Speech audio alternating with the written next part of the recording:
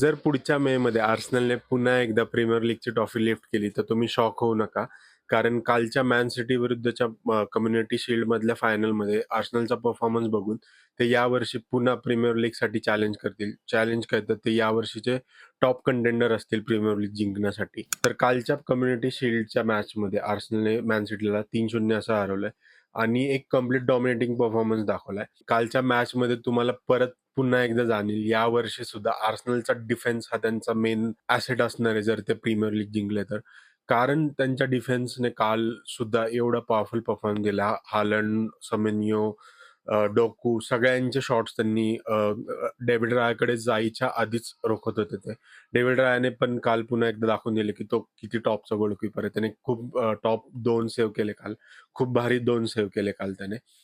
आणि मिडफील्डमध्ये आता काल आर्सेनलकडून ब्रुनो गुइमारेस आणि लुईस केली खेळले आणि त्यांच्या बेंचवर झुबिमेंडी आणि डेक्लन राईस होते. डेक्लन राईस नंतर सबस्टिट्यूट म्हणून आला. सो आता आर्सेनलचं जे मिडफील्ड आहे त्यामध्ये पण त्यांची डेप्थ खूप भारी वाढली आहे आणि डिफेन्स बरोबरच त्यांची मिडफील्ड पण आता एक स्ट्रॉंग पॉइंट होईल आर्सेनलचा.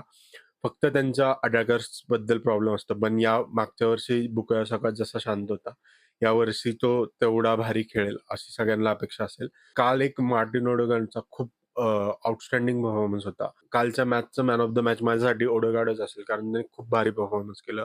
मग ते पासिंग असो की त्याने जो एक गोल स्कोर केला तो असो.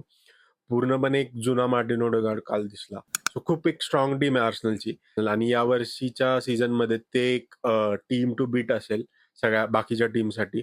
आणि मी एक स्टॅट पाहिलं होतं, की यावर्षीच्या प्रीमियर लीगमध्ये फक्त एकच मॅनेजर आहे, जो याआधी प्रीमियर लीग जिंकलाय आणि तो मॅनेजर म्हणजे मिकेल आर्टेटा.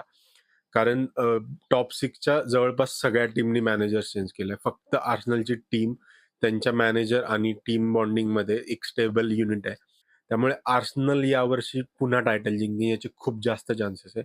तर मला कमेंट्समध्ये कळवा, तुम्हाला काय वाटतं यावर्षीचं प्रीमियर लीग कोण जिंकेल? आणि अशा कंटेंटसाठी फुटबॉल सबटेक्स्टला फॉलो करा.